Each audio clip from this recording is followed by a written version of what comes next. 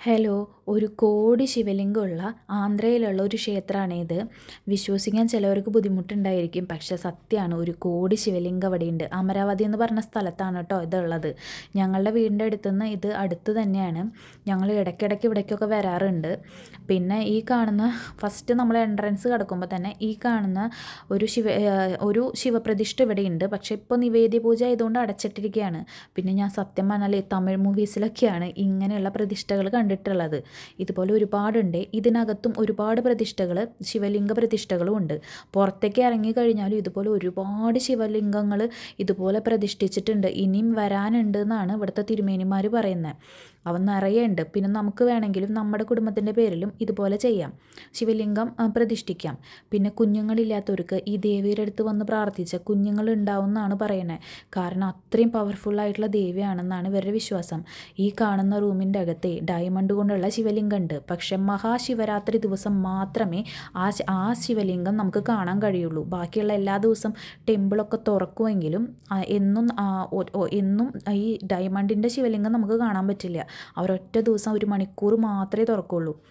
പിന്നെ ഇത് ഈ കാണുന്നത് കണ്ടില്ലേ, ഇതൊക്കെ ക്ഷേത്രത്തിൻ്റെ ഉൾവശമാണ്. പിന്നെ ഒരു റൂമിലേക്ക് കടന്നു കഴിഞ്ഞാൽ ഇതുപോലെ നിറയെ ശിവലിംഗം ഉണ്ട്. ഒത്തിരി എണ്ണാൻ പോലും പറ്റില്ല നമുക്ക്. എൻ്റെ മക്കൾ അവിടെ നിന്ന് ഇവിടെ നിന്നൊക്കെ എണ്ണി തുടങ്ങുന്നുണ്ട്, പക്ഷെ ഒന്നും ആവില്ല. കാരണം ഒത്തിരി ഉണ്ട്. അതുകൊണ്ട് നമുക്ക് എണ്ണാനേ പറ്റില്ല, പിന്നെ എണ്ണം തെറ്റും.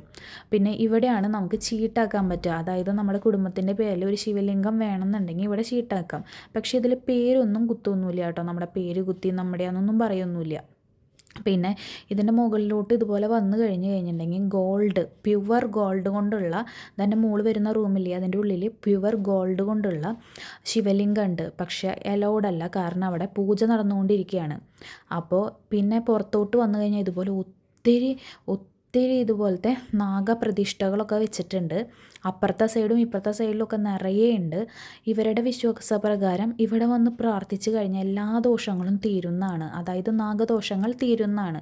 അപ്പോൾ ഇവിടുത്തെ നമ്മുടെ നാട്ടിൽ ഉണ്ടല്ലോ, അതിനേക്കാളും കൂടുതൽ എനിക്ക് ഇവിടുത്തെ ടെമ്പിൾസ് ഭയങ്കര കളർഫുള്ളായിട്ട് തോന്നിയിട്ടുണ്ട്. ഭയങ്കര കളർഫുള്ളും ഒത്തിരി കൊത്തു വർക്കുകളും, എന്താ കൊത്തി ഇങ്ങനെ പണിയില്ലേ കല്ലിൽ, അതുപോലത്തെ വർക്കുകളൊക്കെ ഒത്തിരി ഇവിടെയുണ്ട്.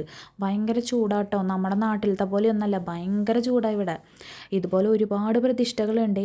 ഒരുപാട് റൂമുകൾ അടഞ്ഞു കിടക്കുകയാണ് ഇവിടെ. അപ്പോൾ നിങ്ങൾ കണ്ടിട്ടുണ്ടായിരിക്കും, അതൊക്കെ അടഞ്ഞു കിടക്കുക. അതിൻ്റെ ഉള്ളിലൊക്കെ ശിവലിംഗങ്ങളാണ്. അപ്പോൾ ഇത് മെയിനാണ് നിങ്ങൾക്ക് ഞാൻ കാണിച്ചു തരുന്നത്. പിന്നെ എന്താ, ജടയിൽ ഒളിപ്പിച്ചിരിക്കുന്ന ഗംഗാദേവിയായിട്ട് നമ്മുടെ ശിവഭഗവാന്റെ ഒരു ശില്പം അവിടെ കൊത്തി വെച്ചിട്ടുണ്ട് കേട്ടോ. നല്ല ഭംഗി അത് കാണാൻ വേണ്ടിയിട്ട്. നേരിട്ട് കാണാൻ ഭയങ്കര രസമാണ്. എല്ലാവരും ഇവിടെ വന്ന് ഫോട്ടോ എടുത്തിട്ട് പോകുന്നത് കാണാറുണ്ട്. ഒരു 1000-നടുത്ത് തന്നെ ഇതിൻ്റെ ഉള്ളിൽ ശിവലിംഗങ്ങൾ പ്രതിഷ്ഠിച്ചിട്ടുണ്ട്. എണ്ണാൻ പറ്റില്ല, ഞാൻ എണ്ണിയതാ, ഞാൻ തോറ്റുപോയി. എൻ്റെ എണ്ണം തെറ്റി. എപ്പോഴെങ്കിലും വരികയാണെങ്കിൽ നിങ്ങൾക്ക് എണ്ണാം. നിങ്ങൾക്ക് ഇവിടേക്ക് വരാൻ ആഗ്രഹം ഉണ്ടെന്ന് വെച്ചാൽ ഞാൻ ഡിസ്ക്രിപ്ഷൻ ബോക്സിൽ ഫുള്ള് അഡ്രസ്സ് ഇതിൻ്റെ കൊടുക്കാം. പിന്നെ ചാനൽ ഇഷ്ടമാവുകയാണെങ്കിൽ സബ്സ്ക്രൈബ് ചെയ്യാനും ലൈക്ക് ചെയ്യാനും ഒന്നും മറക്കരുത്.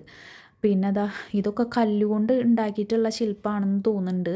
കാരണം ഭയങ്കര രസമാട്ടോ കാണാൻ വേണ്ടിയിട്ട്, നല്ല ഭംഗിയാണ്. പിന്നെ ശരിക്കും പറഞ്ഞാൽ നമ്മൾ ഫസ്റ്റ് മെയിൻ എൻട്രൻസ് ഇതാണ്. നമുക്ക് വേണമെന്നുണ്ടെങ്കിൽ ഫസ്റ്റ് സ്റ്റാർട്ടിങ് ഇങ്ങോട്ട് കയറിയിട്ട് കാണാം. ഇതിൻ്റെ ഉള്ളിൽ സ്ഫടികം കൊണ്ടും ഒരുപാട് വെറൈറ്റി മെറ്റീരിയൽസ് ഓഫ് ശിവലിംഗങ്ങളുണ്ട്.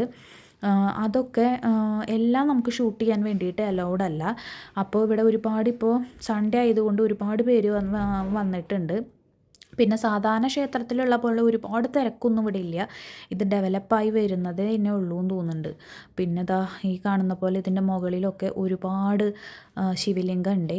ഈ ബിൽഡിംഗ് ഉണ്ടല്ലോ, ഇതിൻ്റെ അടിയിൽ സ്ഫടികം കൊണ്ടുള്ള കുഞ്ഞു ശിവലിംഗങ്ങൾ ഒത്തിരി ഉണ്ട്.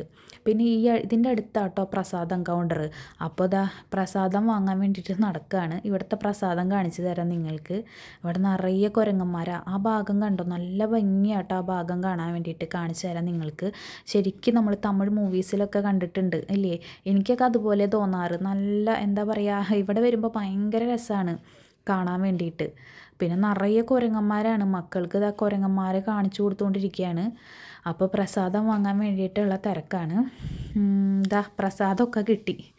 അപ്പോൾ ടാമറിൻ റൈസ് ഉണ്ടല്ലോ, അതാണ് ഇവിടുത്തെ മെയിൻ പ്രസാദം. പിന്നെ അതുമാത്രമല്ല കേട്ടോ, ലഡ്ഡും മെയിൻ പ്രസാദമാണ്. ശിവഭഗവാന് ആന്ധ്രയിൽ ലഡ്ഡും പുളിഹാരയൊക്കെ ഭയങ്കര സ്പെഷ്യലാണ്. പിന്നെ ഈ അമ്പലത്തിൽ ഈ അരിപ്പത്തിരി ഉണ്ടല്ലോ, അത് ഞാൻ ഈ ക്ഷേത്രത്തിലാണ് കൂടുതലും കണ്ടിട്ടുള്ളത്.